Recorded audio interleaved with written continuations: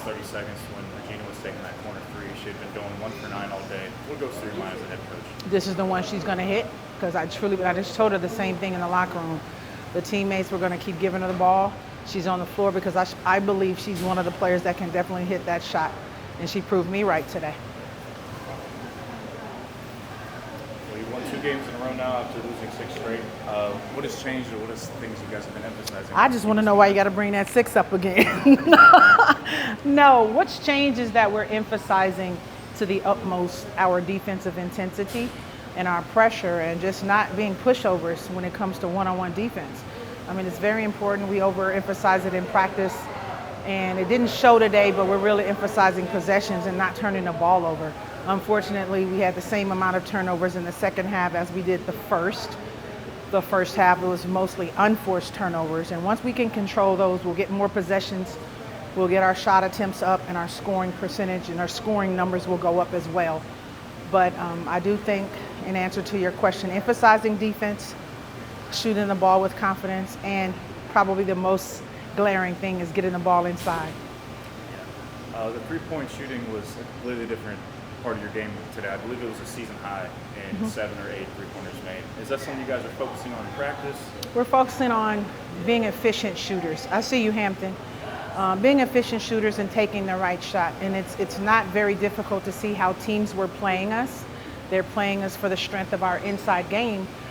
With that being said, I mean, disrespectful to us being shooters.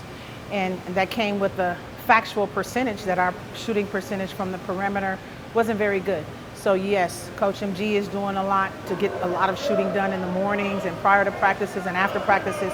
But for the most part, I have to let them go understanding, look, shoot the ball with confidence, practice it first, and then the efficiency will follow. This was a game of runs. Savannah had a 10-0 run. You guys had a 10-0 run. What are you doing, and how are you keeping your players grounded to the end of the game? That is a great question. Throughout the game, first I got to keep myself grounded and reminding myself that, yes, indeed, basketball is a game of runs, and that's on any and every level. But I think just going back to our strengths of this particular game and the strengths of our overall team.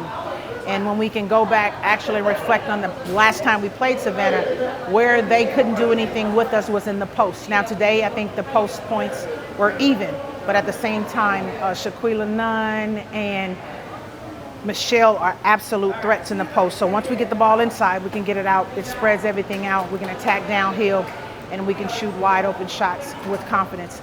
I have to take this moment to let you know that one of our recently added players, Kiki Jefferson, she gave us valuable minutes.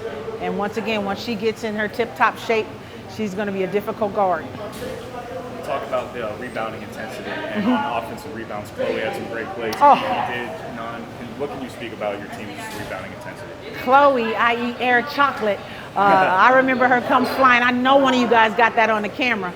Chloe came in flying for an offensive rebound. It's so typical. We see it in practice regularly.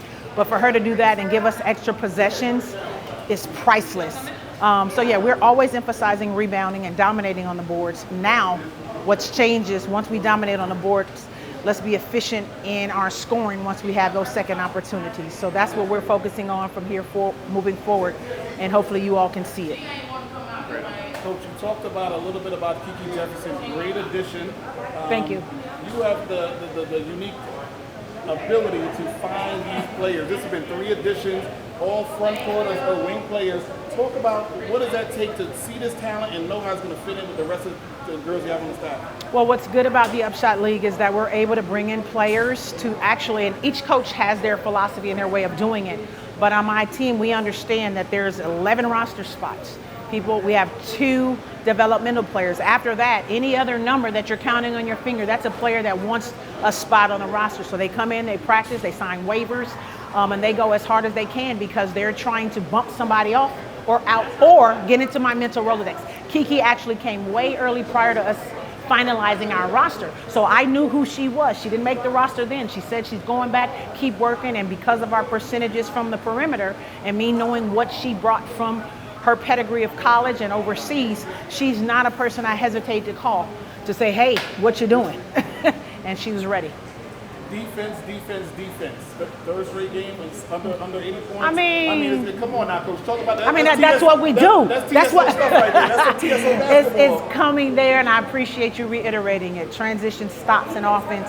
I hate when I can't check all the boxes, but little by little, we're correcting each box. We're trying to be efficient in our transition and unselfish. We're trying to get stops when it's critical, and I think we did that at the end of the basketball game today. And offensively, you'll be able to see that every player on our roster is capable of giving you buckets. This may have been asked, but Reagan Richardson hit that big shot. I mean, that's Ray. That's Ray. What do we expect, Sam? Yeah. We had confidence in her. I believe she was 1 for 8 at the time. But the next one matters, and nothing matters prior to that. And if she can continue to shoot that shot, because prior to her being in somewhat of a slump, Reagan Richardson and AD were, our highest percentage shooting three-point shooters. So she's still there. She's still got it. She's been in the gym prior to practice. Like I said, Coach MD has been there on their head shooting the ball.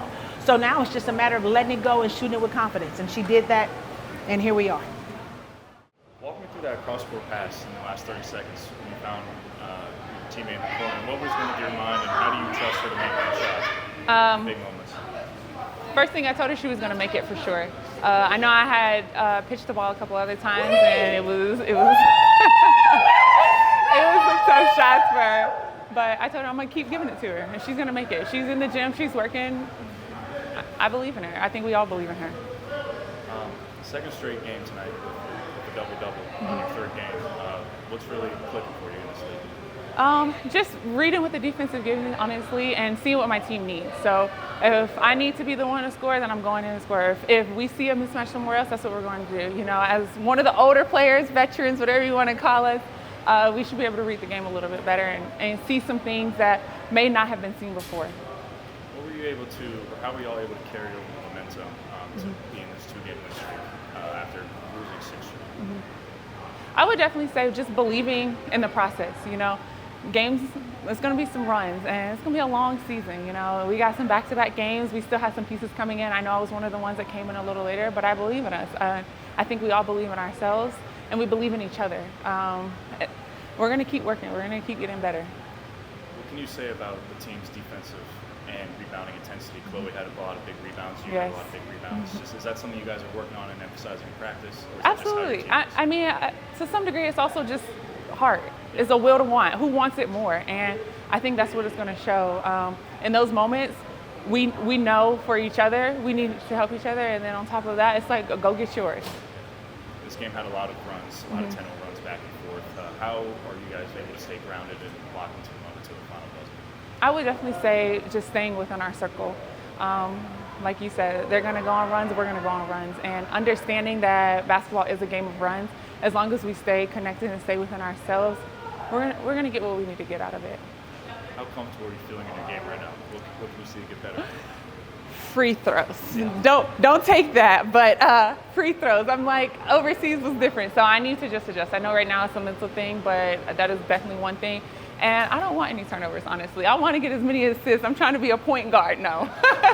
But I definitely think those are the two things I'm going to focus on and continue to help with my team. You think we'll see more three-pointer shots from y'all? I like the bank. I'm like, I don't remember the last time I banked a shot in general, but we'll take it, so. I just had one thing. What's kind of the biggest difference between when you were playing overseas in Portugal? Like, that was your most recent Portugal, yes.